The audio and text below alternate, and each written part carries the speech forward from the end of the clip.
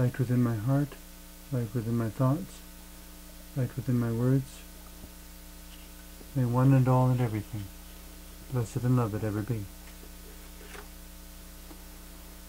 Welcome. I am Sister Who. With me on the show today, I have my friend Karen Lewis, and the topic we came up with for today was cross-cultural sensitivity, which another way of saying that is finding neutral language. You had mentioned once that you were in the Peace Corps in the past. There's a million fascinating ways we could go with that discussion, I'm sure, but for those who are not terribly familiar with the Peace Corps, maybe you could give a couple sentences of introduction? The Peace Corps is an American organization. Other cultures have their equivalents, where they send people into other cultures and essentially teach a skill there or teach information, and then come back to the parent culture and share that information with the people in their own culture. So you could see this as part of my Peace Corps volunteerism now. Meanwhile, they've changed the people in the culture that they were with, and the benefits are mutual. And do I understand correctly that being in a Peace Corps assignment is actually somewhat isolating, where it's you and that culture, and you adapt more or less because you have to? Essentially, one is changed by the culture. When one goes into a culture and is surrounded by it, one sees oneself differently in one's own culture because one's the minority, a minority of one. People around one are going to have expectations that one will be like someone in their own culture, just as Americans often expect when people come here that they will already know, social expectations and language and so on and so forth. I think sometimes we don't realize how different we are. Even traveling between the United States and Canada, there are subtleties. You assume that we speak the same language, right? Well, actually we don't exactly. Close, maybe, a lot of overlap, maybe, but not the same. It's not quite the same. Yes. And of course the expectations are completely different. I find in the U.S. we have perhaps a wider range between the ultra-rich and the ultra-poor, because the U.S. doesn't have the same sort of safety net that Canada has. And consequently, whenever I've spoken with Canadians in the past and tried to describe some of the extremes of fighting for survival in America, they don't seem to have any way of really believing me, because what I'm describing are circumstances and situations that would never happen in their country. Completely beyond their experience. And often when one is living in a culture and visiting a culture, one's experience is going to be vastly different. Passing through a culture, one notices things that seem subtle at first. But when one is actually living within a society, within a culture, you'll find that those differences go very deep. They have very deep roots, and they influence deeply a different way of seeing the world, just as learning another language will change how one sees the world. Which, when you change the way someone sees and understands the world, you also change the way they make decisions. Yes, and many Peace Corps volunteers that have come back, or many people that have lived overseas and then come back to the States, have changed the American culture in ways that were influenced by what they've seen out there, and for the better. Getting back to our main topic, though, finding neutral language. Yes. With, I'm not sure who said it first, but the old adage that the road to hell is paved with good intentions. I'm sure there are a lot of well-intentioned Americans who go to other cultures who don't have the understanding they need to avoid all mistakes.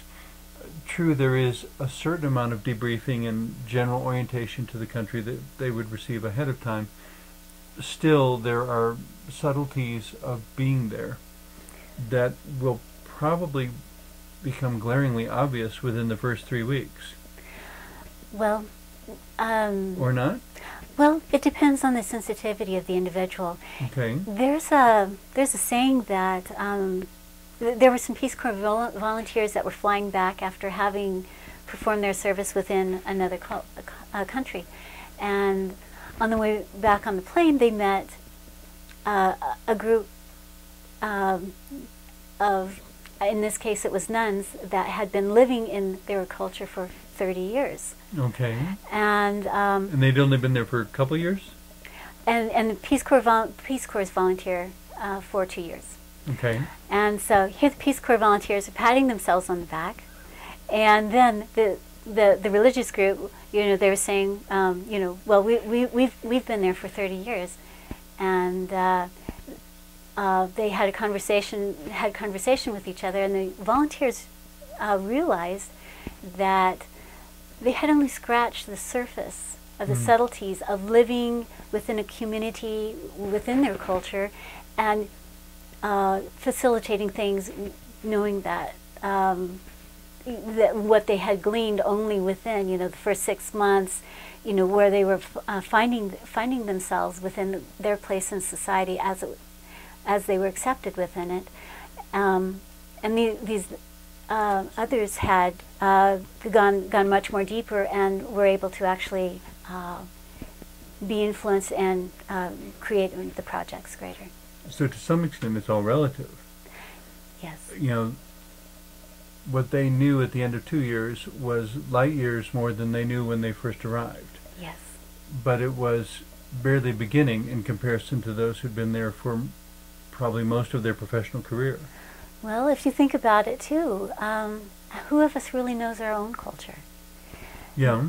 Well, and that's the other interesting thing I wanted to bring up about the Peace Corps is to what extent learning to deal with a totally foreign culture and with all the accompanying expectations, to what extent that might make those with Peace Corps experience more able to evaluate their own culture when they came back. Well, when one returns, it's one's perceptions are altered. For instance, it's easy to forget the negative things and remember the positive things, especially in relation to the culture that one is just returning from. And this results in very high expectations for American culture when one's just returned, and a great deal of frustration. In fact, for me, I found returning to my own culture was more traumatic than going to a different culture. Many of the other volunteers felt that way as well. One expects another culture to be different. One doesn't exactly expect that one will have to readjust to one's own society again with those changes that have of time and perception.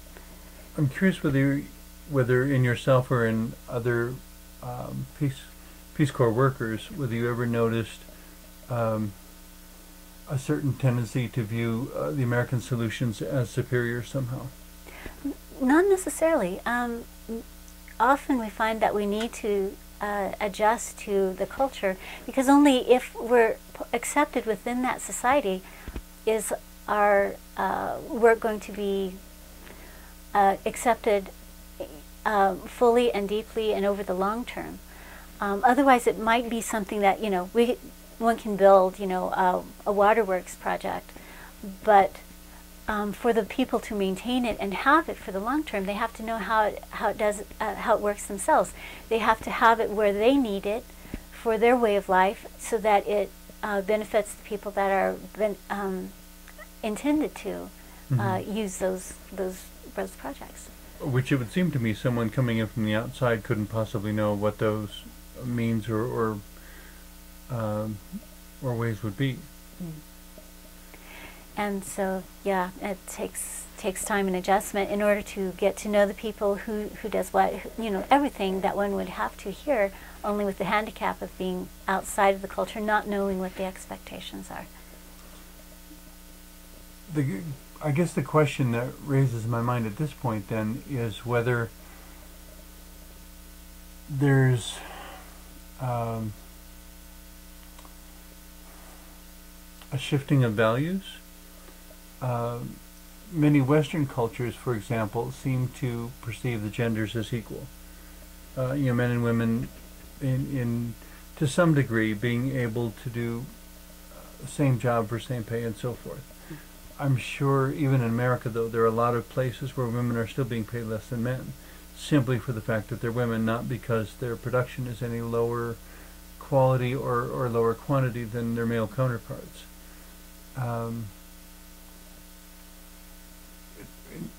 Yeah, this is kind of digressing a little bit, but I recall, I think it was a Newsweek article that said, what if gender percentages in Washington, D.C. or in our national government were reversed? Right. If there were as many women as there are now men, and as many men as there are now women, and how shifting things to suddenly have the feminine gender in dominant population instead of the male gender, how that would totally shift the way American both domestic and foreign policy would look and would operate. And it was really quite encouraging, actually. Well, part of that shift would have to be, though, a shift within the culture, because if there were simply women getting in the same way that men are getting in, for instance, in our own politics now, I don't think there would be truly as deep a change as if things shifted slightly in a way that made it possible for women to be themselves as they go into government. So the question, I guess, becomes, though, whether creating gender equality is going to seriously undermine and undo certain cultural systems around the world. My inclination is to say they don't have to. It depends on the extent to which the creativity and ingenuity of the local population is brought to bear on the problem. as with everything, there is change. Everything changes. It's not ever just one element changing. Everything is changing together, and so yeah, the dynamics of that, I guess, is what determine what becomes history. If we're going to be sensitive, though, and find neutral language, part of that, it seems to me, would mean all of us becoming much better students of language to begin with. Yes. And be aware of the use of our own language within our own culture, too, how it impacts others. It seems to me most people in Europe know at least 2 languages, if not multiple 6. languages, simply because of the proximity of countries. Indeed. I don't know whether that we can make an assumption, though, that most people in America even know 2 languages. Last I was doing research on this, most Americans did not really know or had not really experienced in depth another language, much less another culture. And the 2, of course, are deeply interrelated. Well, and it definitely completely shifts your perspective when you are suddenly in a place where you are the only one who speaks English. Indeed. And, you know, even more so if you don't have a translator and you have to find some way by gestures or pointing or something to make basic needs understood. It's interesting living in a village where one is the only person that does not speak the local language, and one is not just visiting there, one is truly living there and working there, and one needs to go to the market and get food and interact with people in order to get transportation and so forth. Living in another culture like that is an accelerated way of not only learning language, but how people relate to each other within that society. So, yeah. The challenge of sensitivity, though, is how much you know at the onset. And so it's very wise, I think, to actually take some time to read and study about a country before traveling there. Oh, absolutely. The more that one knows about the local language, customs, culture, it really improves one's quality of experience when one's visiting.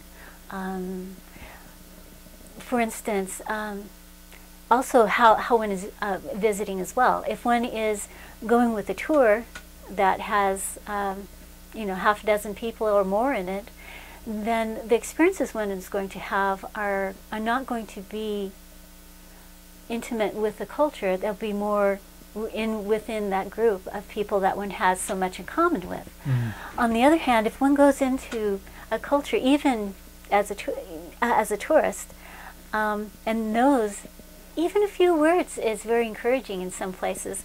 You'll find yourself invited into people's lives and into their hearts, and they will show you a side of the culture of the world that you never would have guessed existed before that point.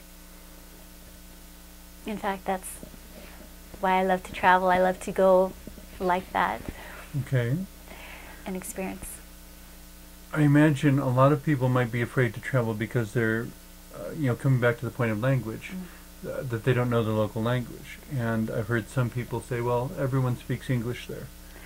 Well, which may or may not be true. Even if it's true, it's better to speak some of the language, because then you're reaching out to them and you are getting a lot of benefit from that within you, because some things simply do not translate. Mm-hmm. English does not have words for many concepts that are in other languages. It seems that every language has its own words like that, its own concepts that are expressed within words that cannot be expressed directly in English. And it is a very subtle dynamic, but it seems to me it would help a lot for people to become more aware of whether the conversation would appear either competitive or collaborative. Is someone trying to convince another person, or is someone trying to learn from another person? There's a big difference between the two. Well, yeah, and I imagine both were simultaneously in evidence through most of your time in the Peace Corps. Let's see. I learned a lot of different dialects in one country. Although the language was a patois,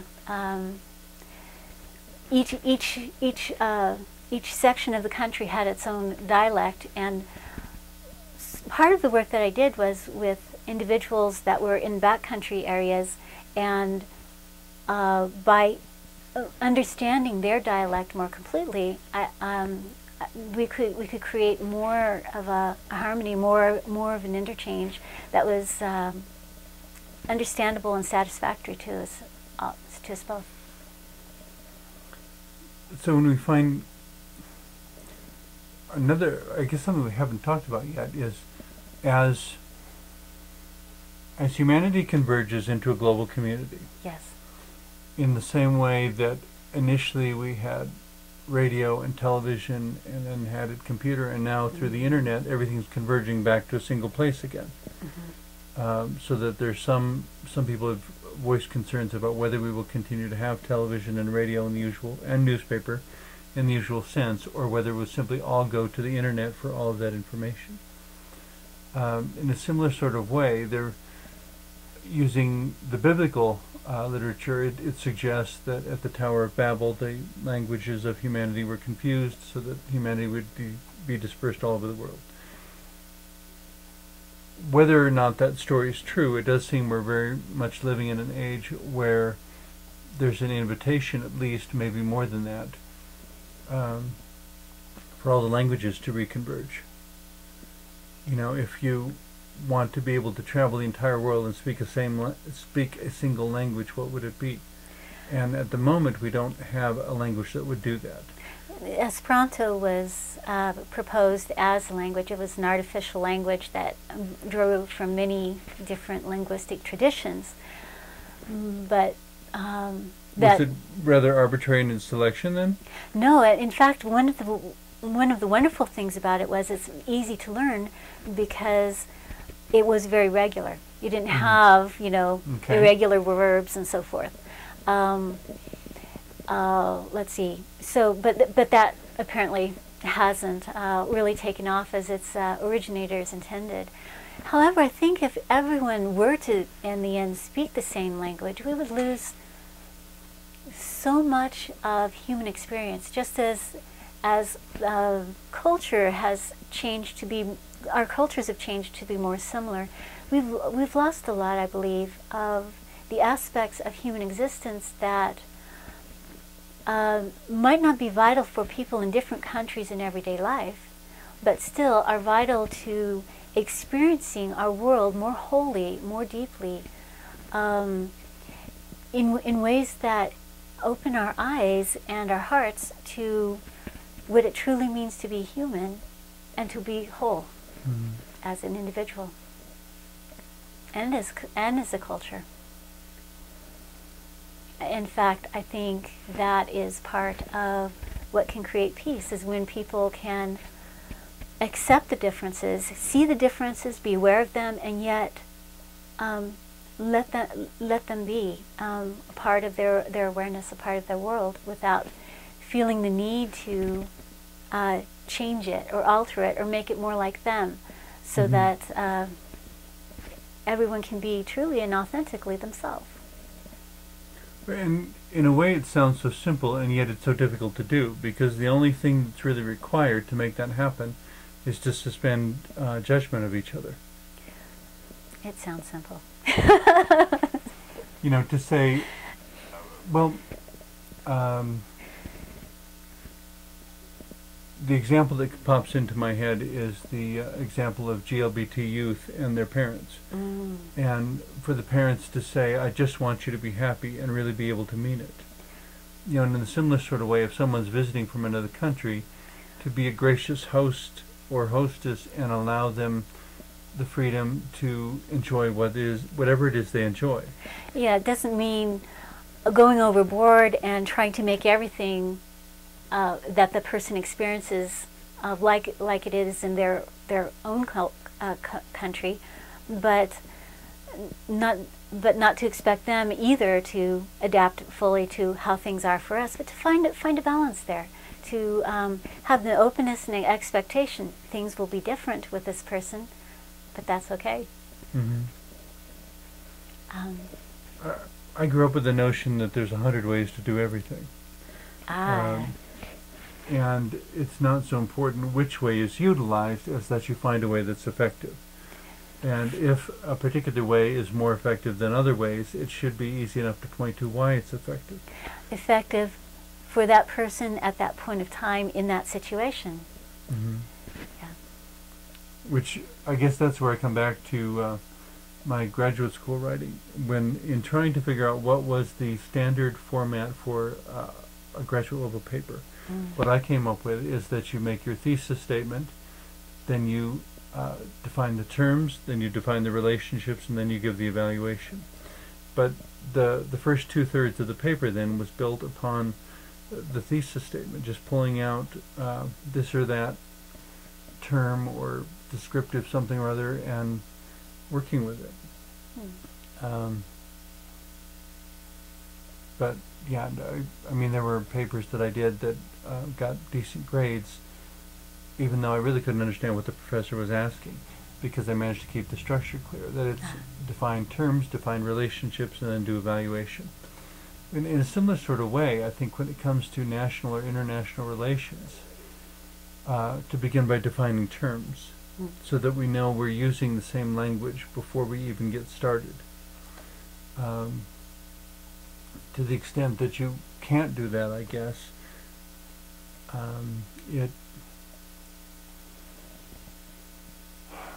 how to put this, it's